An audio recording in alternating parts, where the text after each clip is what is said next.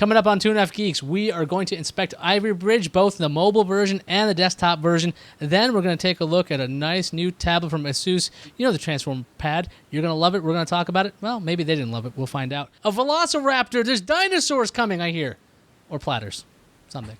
The bar has been set wicked fast. It rocked in the benchmarks. We're going to up the ante a little bit. Processing power. I kind of understand this.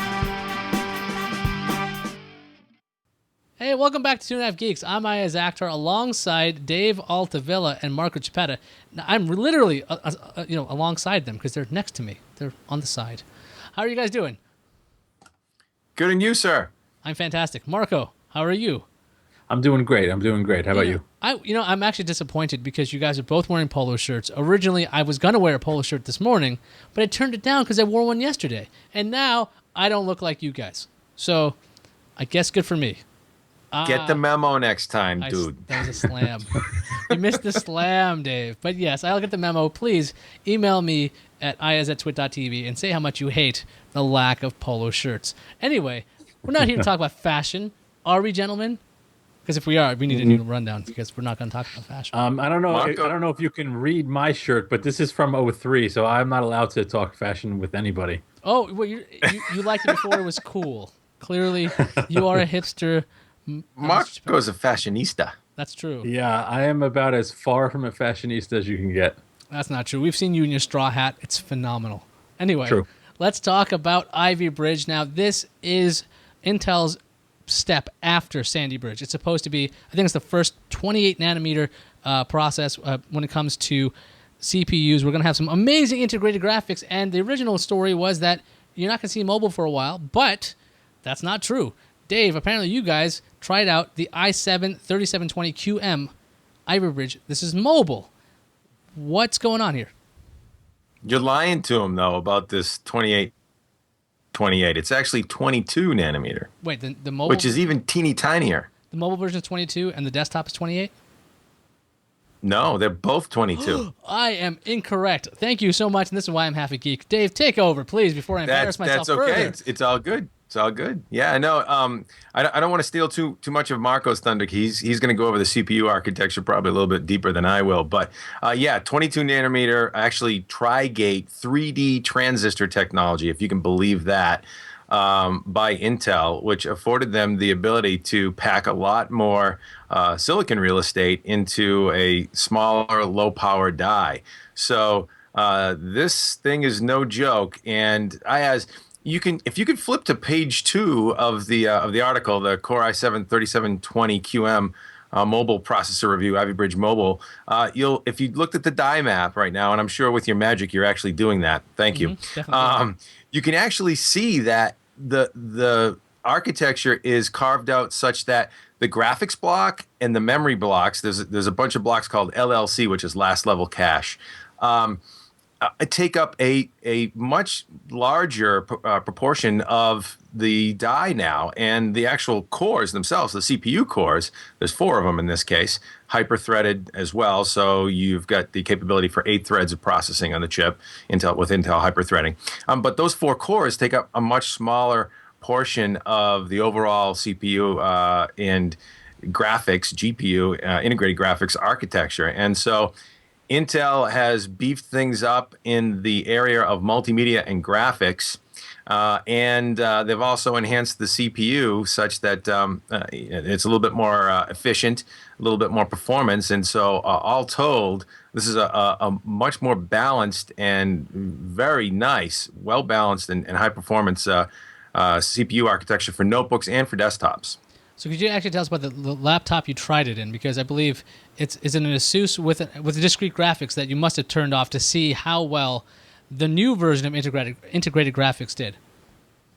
Yeah, so actually we got this Asus N56 VM 15-inch notebook, sort of a mid-range multimedia machine, weighs in 5.5 pounds, nothing too heavy, but not a thin and light, not an ultrabook by any stretch of the imagination. I mean, after all, this is a quad-core notebook chip we're talking about here. And so, yeah, we actually took that for a spin. We turned off the discrete graphics, which was a GeForce GT630M NVIDIA chip and tested it with Intel integrated graphics and with NVIDIA discrete graphics and compared those two and ran through the benchmark numbers. The long and short of it is Intel has kicked up the CPU performance on the chip about, I'd say, 12 to 20%, a little bit of a wide range there, probably on the order of 12 to 15%, depending on the applications you run.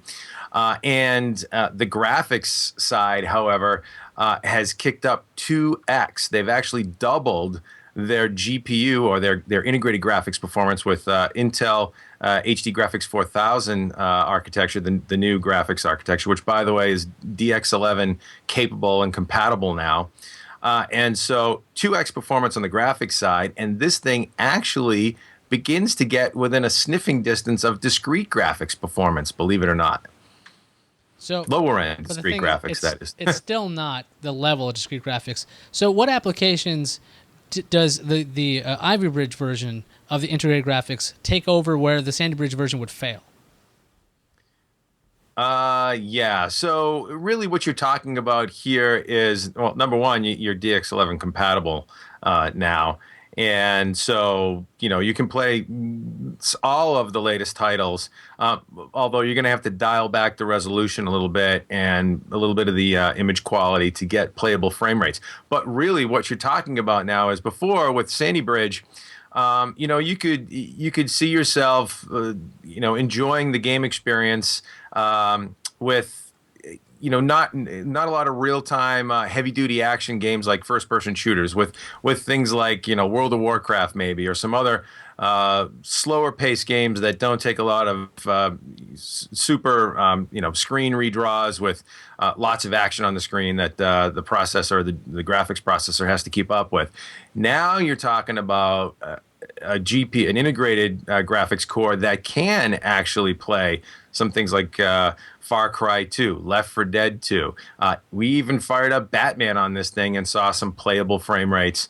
If you dial back that image quality a little bit, but you can run in DX11 mode. So, it's really a situation now where in a notebook architecture especially, and let's face it, on the desktop, when Marco gets to that, there's a little bit higher expectation because you have so much more available, computing real estate to work with. But in a notebook architecture, now you're talking about graphics, integrated graphics, that are really good enough for about 95% of the mainstream users out there, or 100% of the mainstream users, and only that niche that want a game on a notebook really wouldn't be satisfied with this. So, actually, kudos to Intel for raising the bar on their own integrated graphics game, if you will.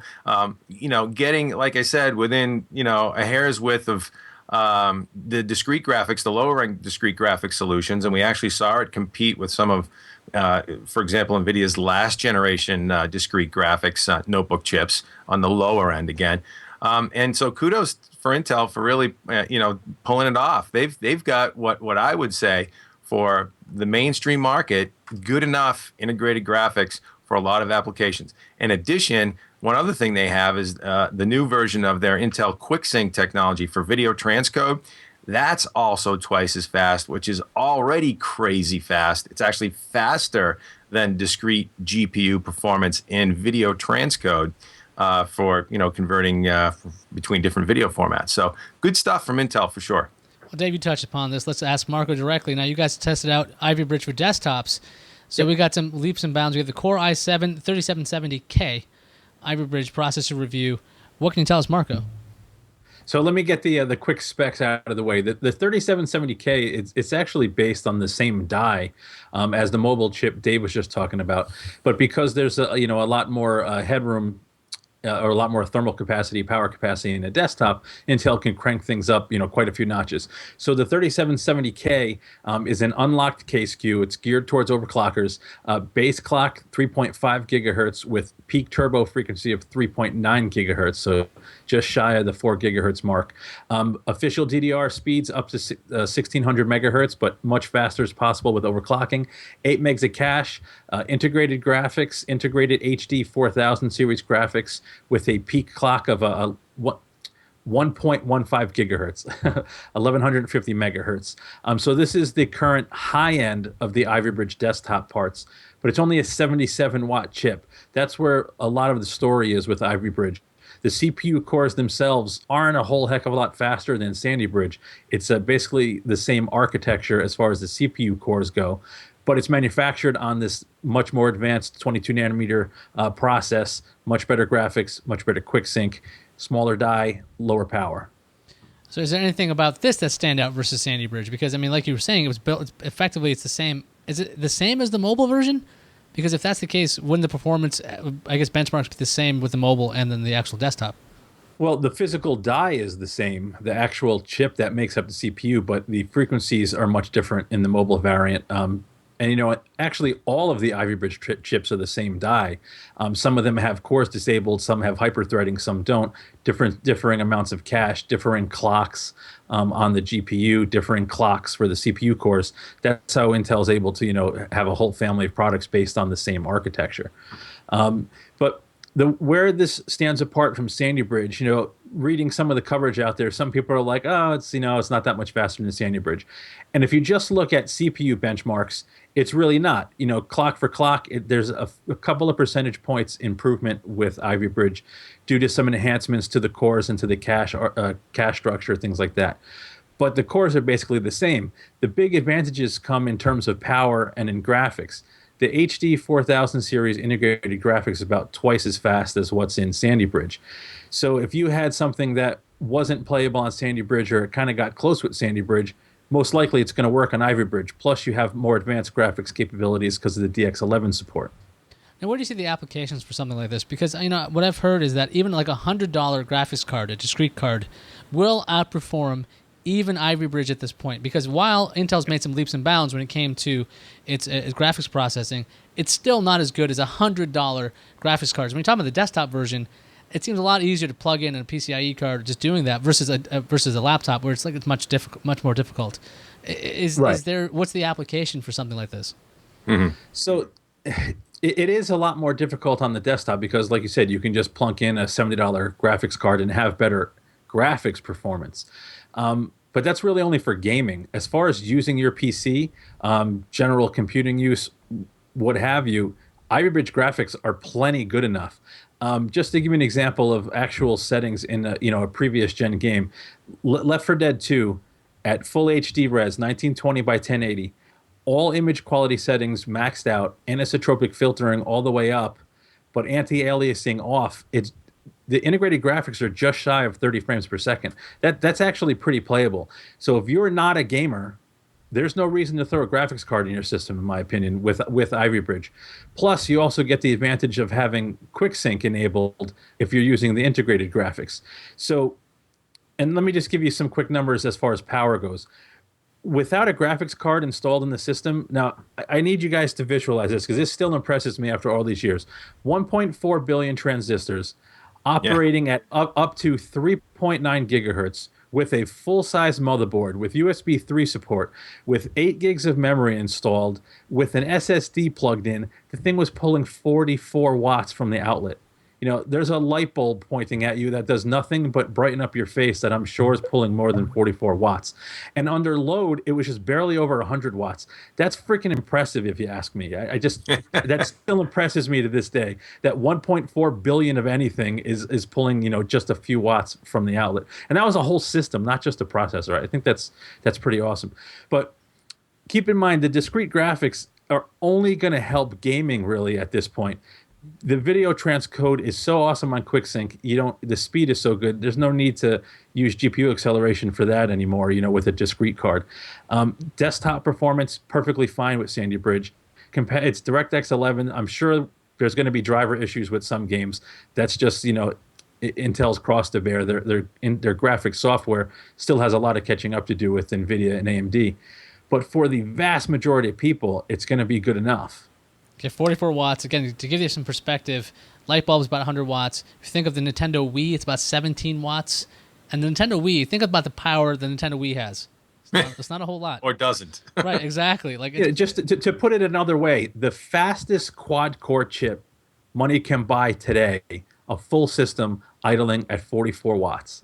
That's awesome. That's ridiculous. Like, am I the You only know one what? that impresses? that That's absolutely- awesome. No, Once you put it that way, it sounded incredibly insane. Actually, like 44 it's watts. very, very impressive. And I'm surprised at you. What kind of system? I think your question was what kind of system could benefit from something like this, because you can just plug a discrete graphics card in. As the video guy that you are, home theater PC dude, Well, yeah, I that written was, all over it. Hey, it was a softball question. In the home theater I PC know. applications, I still like discrete Right. when it comes to home theater applications. I'm a little bit finicky when it comes to that because I like my processors doing other things. But 'cause the thing is, Intel does a lot more better. They do a much better job at transcoding, which is a big deal for somebody like me. If you do have a home theater, you want to make sure you can take whatever version you have of the MKV or the MP4 or the DivX file, whatever ridiculous There you go, wrapper you brother. have, and turn it into something else. So I'm paying attention. I'm just trying to make the show move along, Dave. Wait, let You're me no get half one, geek. one more quick point. Can't One more lie to quick me. point.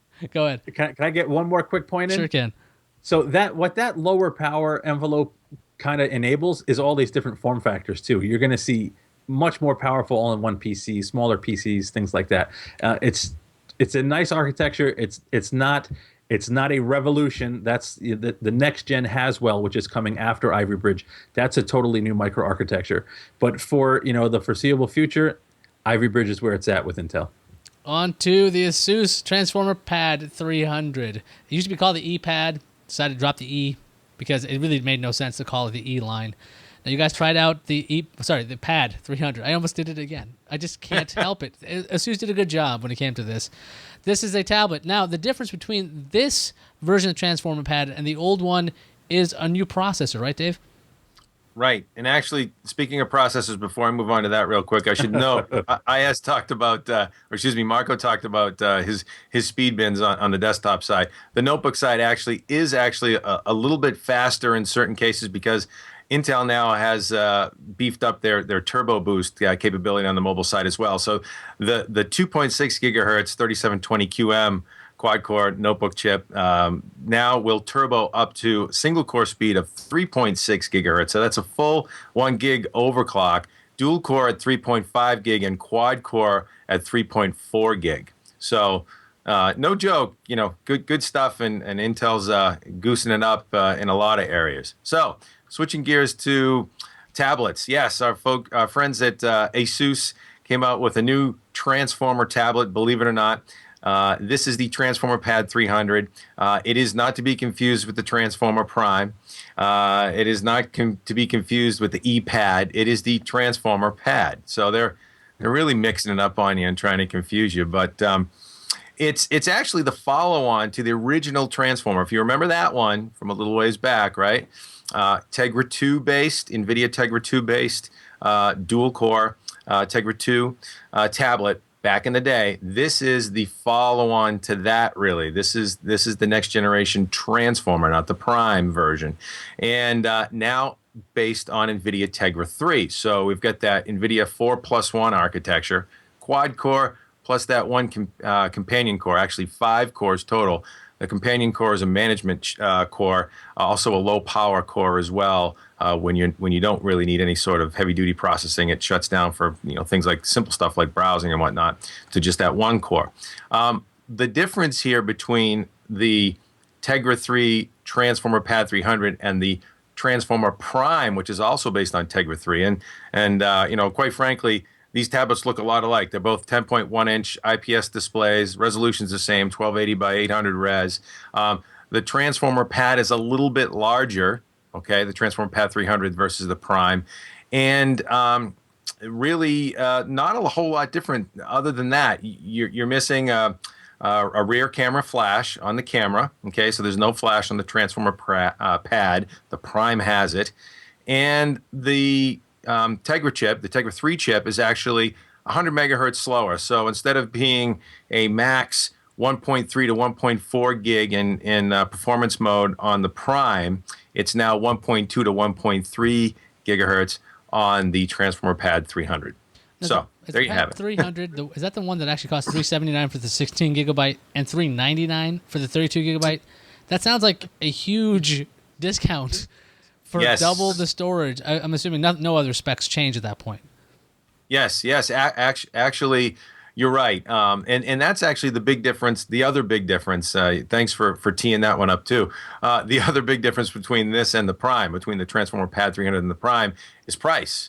The Transformer Prime is $499 for the 32 gig variant. This is $399 for the 32 gig variant, 16 gig variant at $379 on the Transformer Pad. So $100 less. So really what you're talking about here is a tablet that's got 99% of the performance of the Transformer Prime. It doesn't have a rear camera flash. I don't know. Who cares about that? I don't know. If you're walking around with your tablet taking pictures, I guess you care about it. A lot of pictures. Other than that, I don't know. It's a pretty nice tablet for $100 less, and we gave it an editor's choice. We liked it a lot. And it comes in colors. It comes in blue. That's the first one. Or red and white. Very patriotic. Well, yeah, I like a lot that. Of countries, actually. Great Britain, France, United States, lots of places will enjoy the red and white and blue. It's not actually, there's not 3 colors on it. You have to pick one. So yeah, if you wanted the patriotic version, you're going to have to do it yourself. Let's move on to the world of hard drives because this seems like it's a typo. Now, normally when we talk about hard drives, we talk about SSDs because seriously, that's crazy fast. It's the future. It's got mind-boggling speeds. But for some reason, we're talking about the Velociraptor 1 terabyte 10,000 RPM SATA 3 hard drive. Wow. 10,000. That makes the platter spin and your head spin. Oh, that was awful. Marco, save us. I'll Please. Spin, I'll grin. Oh, I don't know if I can save us from that. Holy cow. So here it is. Here is the brand new Velociraptor. I hope you guys are getting a good look without too much glare. Look at it. Look at it. So, yeah, WD's Velociraptor line have long been, the pinnacle of desktop hard drive performance. As you mentioned, 10,000 RPM spindle speeds. And what WD has done with this drive, it's still a SATA 3 drive like the previous gen, but doubled up on the cache and basically completely reworked all of the caching algorithms, all of the controller technology inside here. The platters are much more dense. It's a 3-platter design in the 1 terabyte drive. And what you end up with is the fastest desktop hard drive by far of any standard desktop drive you can get. Now, why would you stick, other than the capacity, I guess the price has to be pretty much commensurate with the technology. It's a terabyte spinning platter drive.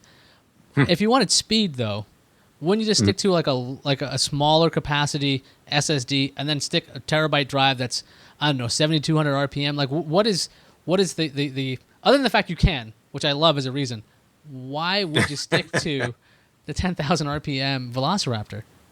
This is actually a debate Dave and I had as I was working on this article. The price for this 1 terabyte drive is $319. So, 32 cents a gigabyte, basically, give or take. That makes it pretty darn expensive in hard drive land when you can get a really fast 7,200 RPM drive for a third of the price. So the only reason, in my opinion, that you would want the Velociraptor is if you want the fastest hard drive. I mean, it demolishes any 7,200 RPM drive. It's not even close. 200 meg transfers during regular large file sequential transfers. And if you start going down to, 4K, 512K transfer sizes, especially as queue depths go up, this thing just annihilated every other hard drive. Plus, access times are a lot lower, 10,000 RPMs, plus it's a 2.5-inch drive, so there's a lot less area to cover for the heads. Access times are better than 3.5-inch drives. So if you have the funds and you simply want the fastest hard drive, there it is, but you're going to pay a premium. The difference between when this drive launched and when the previous gen Velociraptor launched is solid-state drives are far more affordable. You can get really nice solid-state drives now, tickling the $1 for gig mark. Some of them have actually dipped below. I sales this past week of 120 gig drives for $119.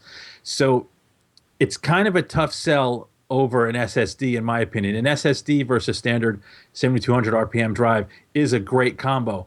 If you want the best, and nothing but the best will do for your system, you want the fastest drive, then an SSD with one of these is great.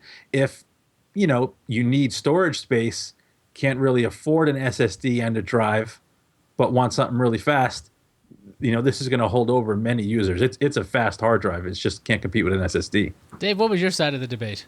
So my side of the debate was that there is a place for this, and it's a niche, user base for sure. And you don't necessarily have to have, I guess, the best of the best in terms of desktop drives. I think of this as you want the best of the best for bulk storage. Yeah, absolutely. An SSD is going to offer you orders of magnitude faster performance, certainly in terms of random access latency and things like that. But this is a 1 terabyte hard drive that crushes every other SATA hard drive. It's a SATA drive, and that we need to make that distinction. I mean, there's SAS drives that spin at 10,000 RPMs that are pretty darn fast too. But SATA desktop drive, a 1 terabyte drive that crushes every other SATA desktop drive out there. Think about this application. Rate a couple of these up. Maybe you have some critical files. You have bulk storage needs that you need redundancy for, but you access those files on a fairly regular basis. And I'll give you an example. 2.5 Geeks episodes. We need to store them, right? You want to archive those things, and you want to get access to them quickly. A pair of these in RAID 1 offer you really solid performance and mirrored storage, a terabyte storage array with redundancy. So there's a really good application for it right there. I think, it's definitely niche. But when you talk about the price of this per gig at 33 cents a gig, roughly, or 30 cents, 31 cents, I think it is, to be exact, even at $1 a gig, you're talking about 33% of the price, a third the price of the lowest SSD you can find, lowest capacity, cheapest SSD you can find in the market. So, I don't know. I liked it a lot. I liked it better than Marco. Well, hold on. And then the flip side, which is he's always going to debate. No, because this is where I was coming from when this article went up. That's the point he made. It's a third of the price of an SSD. Well, a really fast 7,200 RPM 1 terabyte drive is a third of the price of this. So, it's in that middle area where, agreed. Depending on your mood, if you want to save the money, you can rate a pair of 7,200 RPM drives and still have some pretty fast bulk storage. But like I said, if you want something that's faster than every other drive, Velociraptor's it. Now I'm starting to feel old. Thanks, guys. I'm like, I remember Velociraptor. This is the fastest thing you could get. It's like, not anymore. Not really. No, that was the Raptor. Oh, well, there's a Raptor. And there's like all kinds of different versions. And there's the green variants, which are like, they're all power efficient. Forget it. That's all old stuff. And you can check out that kind of stuff, in the archives. If you want to go to like the archive.org and see what stuff was awesome back when I was in school. Archive.org. Just come to Hot Hardware. Be online for friggin' 12 years. Just search our You site. can do that too. We're a big not archive. To promote that yet. We have a contest to promote. Hang on, Marco. Promoting Hot Hardware and Hot Hardware's 2.5 Geeks, which is available at hothardware.com would be crazy, Marco. It's crazy, Hot Hardware. Hey, Dave, is there any contest detail updates just yet? Or actually, maybe today there should be. No contest for you. I'm kidding. Well, not for me. I'm not eligible. How about everybody else? That's right. You're not. I'm sorry, Ayaz. I wish you were, because we like you.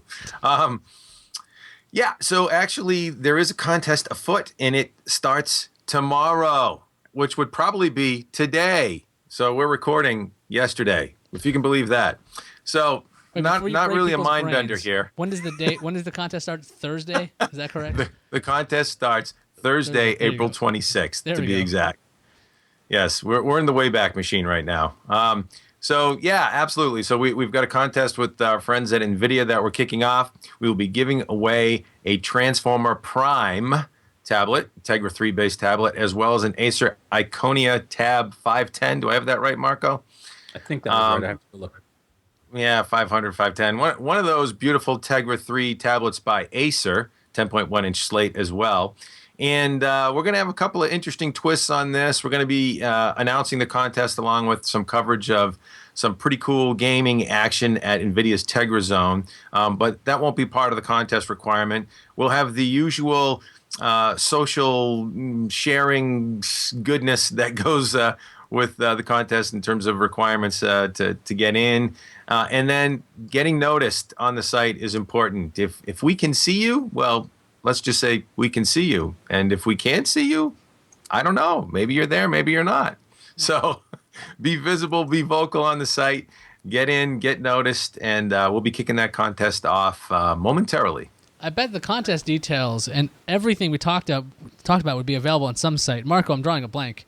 What site would contain all this precious, beautiful information? Why it is HotHardware.com. HotHardware.com. Oh, God. That's great. That's a great site. I love that site. I'm there all the time. It's got the pretty blue, kind of like the thing around us. I'm a real fan of that. And Ooh, if the you think content. the site's pretty now, wait a little while. Ooh, sorry. Oh, yeah, baby. We got a redesign coming, too. The real thing about hardware, I can't say the name, but I do know this. The content is freaking awesome. I got to say this. The in-depth reviews and the actual, like, the degree of intricacy when it comes to the articles. You're not going to find this anywhere else. That is from a reader standpoint, because I read this site when I need to get prepped for other shows that I do. And that is not me blowing smoke. This is me, because I'm like, if I really need to sound smart, I'll read one of Marco's articles. If I want to sound like Dave, I'm not going to say anything about that. Anyway. Oh, I was liking you there for a minute. I had to slam him. I'm sorry, Dave. I had to do that. Anyway, well, you guys know that I'm kidding. Anyway, Dave's got some great stuff too. Let's talk about where else you could find hot hardware content around the web. You guys ready to go around the web, gentlemen? Ready? Yes. Let's do it, baby. All right, let's go. You can check out dig.com/hothardware, twitter.com/hothardware, facebook.com/hothardware, or for moving pictures, check out youtube.com/hothardwarevids. Hey, Ayaz. Hey, Dave. We have a Google Plus page now, too. What is the Google Plus page? It doesn't have a name because Google doesn't let you name it yet. It's Google. But if you're on Google Plus, you just search Hot Hardware. So plus Hot Hardware. Jeff, definitely check out plus Hot Hardware if you're on plus.google.com/user/some like 15-digit user string that's not usable in this promotional kind of thing. I suggest that one day, since I'm going to say it recorded, it'll be available at plus.hothardware.com. That's right. That's what I said. Yep. Make it happen. Anyway, that does it for us. You guys excited? This was a good episode. This was a monstrously large episode. I misspoke 1,007 times. It happens. But That's why you're here. You're good with that, though. We're all right. Thankfully, you guys didn't. You explained everything just really well. It's 22 nanometers? Yeah. 22, baby. 28. 28's graphics from TSMC. Thank you. Yeah. I knew that number was important. Anyway, you guys don't care about this, the viewers. Anyway, thanks for stopping by, and we'll see everybody soon. Oh, I'm like taking my mic away, fixing my camera. You guys are still talking. I'm sorry. Oh, I'm sorry. Were we keeping you? Good night, everybody. I thought we were done.